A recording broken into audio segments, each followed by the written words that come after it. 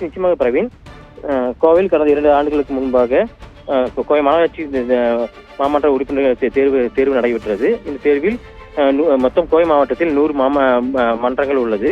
100 மன்றத்தில் 97 திமுக மற்றும் கூட்டணி கட்சிகளான 97 கவுன்சிலர்கள் தேர்வானனர்.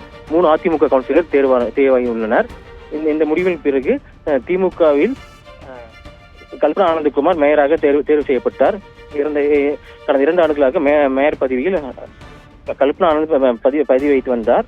இந்த நிலையில் தொடர்ந்து 2 ஆண்டுகளாகவே அவர்கள் மேல் பல்வேறு குற்றச்சாட்டுகள் எழுந்து வந்த நிலையில் கடந்த 20 வாரங்களுக்கு முன்பாக கல்பனா ஆனந்த் ராஜினாமா கடிதத்தை தொடர்ந்து கோவை மாநகராட்சி ஆணையாளர் சிவகுரு பிரபாகரனிடம் வழங்கினார். இதன் காரணம் உடல்நிலை மற்றும் குடும்ப சூழ்நிலை காரணமாக கல்பனா மேயர் ஆனந்தகுமார் ராஜினாமா கடிதத்தை வழங்கியுள்ளதாக ஆணையரும் தெரிவித்திருந்தார்.